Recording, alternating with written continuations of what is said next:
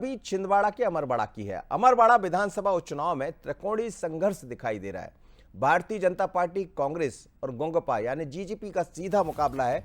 देव रावण ने एआईएमआईएम से समर्थन मांगा है। भारत आदिवासी पार्टी यानी जिसे बाप के नाम से जाना जाता है, उससे भी समर्थन मांगा। बाप के 2 विधायक पहुंचकर अमरवाड़ा में प्रचार करेंगे, ऐसी खबरें आ रही है। जयस, भीम आर्मी, आजाद समाज पार्टी का भी साथ मांगा है। अन्य कई संगठनों ने भी देव रावण को समर्थन दिया है। गोंडवाना गणतंत्र पार्टी के प्रत्याशी है देव रावण भलावी, लेकिन किसको लाभ होगा, ये बड़ी खबर है इस वक्त। जयस से भी समर्थन मांगा है, भीम आर्मी से भी, आजाद समाज पार्टी की हम बात करें, बाप की बात करें, इन सब से समर्थन मांगा है। तो इस वक्त की बड़ी खबर है, यानी जीजीपी भी पीछे मुड़ने की दिशा में नहीं जा रही है, पूरी तैयारी के साथ चुनाव मैदान में है। और देव रावण जो जीजीपी के प्रत्याशी है, वो ये बताना चाह रहे हैं कि नहीं, ये गढ़ जीजीपी का भी रहा है। पहले एक बार मौका दे चुकी है अमरवाड़ा की सीट जीजीपी को। और बीच में हमने ये भी देखा कि मोनिका बट्टी, जो बट्टी की पुत्री थी, उन्हें भारतीय जनता पार्टी ने चुनाव मैदान में उतारा पिछली बार, लेकिन कमलेश शाह वहां से चुनाव जीत गया। कमलेश शाह कांग्रेस छोड़कर भारतीय जनता पार्टी के साथ आ गए हैं, पर जीजीपी के आ जाने से समीकरण बदल गए। क्या कहना है देवकरण का, इस समय सुन लेते हैं। बहुत जल्द ही हमें उम्मीद है कि जयस, उसी के साथ साथ भीम आर्मी, आजाद समाज पार्टी का भी हमें समर्थन मिले। हमने आशुद्दीन ओबीसी जी को भी बोला, उनका भी समर्थन मिले। और उसी के साथ साथ बहुजन समाज पार्टी और बहुजन मुक्ति मोर्चा, बहुजन मुक्ति पार्टी से लेकर तमाम गोंडवाना गणतंत्र पार्टी सहित बाकी जो संगठन है जो गोंडवाना गणतंत्र पार्टी के विंग से जुड़े हुए हैं, उन सबका समर्थन प्राप्त होगा, ऐसी आशा और उम्मीद है। इस अमरवाड़ा के अंदर फिर से एक नया इतिहास लिखा जाएगा सम्मानीय साथियों।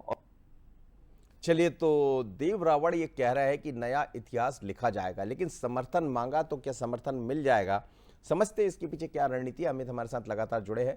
अमित, मैं समझना चाहूंगा आपसे, देखिए वो जो क्षेत्र रहा वो जीजीपी वहां डिस्टर्ब तो करती रही, बल्कि पिछले चुनाव में भी हम देखें तो अच्छा खासा वोट उन्होंने प्राप्त किया। लेकिन कई बार ये भी देखा गया कि जब तीसरा कोई मैदान में होता है तो उसका लाभ भारतीय जनता पार्टी को ज्यादा मिलता है। इस बार भी ऐसा कुछ होगा, या जो अलग अलग पार्टियों से उन्होंने समर्थन मांगा है उसके कारण वहां के समीकरण बिगड़ जाए? मनोज जी, मैं आपको बता दूं कि अमरवाड़ा उपचुनाव जो है वो त्रिकोणीय संघर्ष की तरफ मुड़ चुका है। मतलब त्रिकोणीय संघर्ष अब साफ तौर पर वहां देखने को मिल रहा है। तीनों प्रत्याशी वजनदार माने जा रहे हैं। अभी गोंडवाना गणतंत्र पार्टी ने एक नई दिशा पे अपनी चुनाव कैंपेन को लेके चले गए हैं। अमरवाड़ा इलेक्शन में अब ओवैसी की एंट्री हो गई है। उनने असदुद्दीन ओवैसी, एआईएमआईएम के जो अध्यक्ष हैं, हैदराबाद से आते हैं, बड़े मुस्लिम लीडर हैं, उनसे अपना समर्थन मांगा है, उनको पत्र लिखा है। इसके साथ ही उन्होंने आदिवासी संगठन जयस का समर्थन प्राप्त हो गया है। भारत पार्टी जो है, नई भारत पार्टी जो बनी हुई है, बाप जिसको बोलते हैं, उनका समर्थन इनको मिल चुका है। 2 विधायक उनके जो है अमरवाड़ा में आकर देव रावण भलावी के पक्ष में प्रचार करेंगे।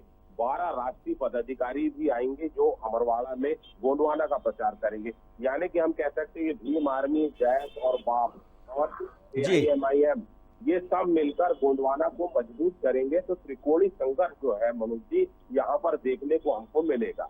चलिए अमित, निगाह बनाए रखिएगा, लेकिन कौन समीकरण को साध पाएगा ये महत्वपूर्ण हो जाता है। क्या कांग्रेस कहीं ना कहीं कुछ गणित बढ़ा पाएगी समीकरण, या फिर भारतीय जनता पार्टी? लेकिन तीसरा व्यक्ति यानी देव रावण के मैदान में होने से और अलग अलग दलों से समर्थन मांगने से ये चुनाव बहुत दिलचस्प होता हुआ दिखाई देता है।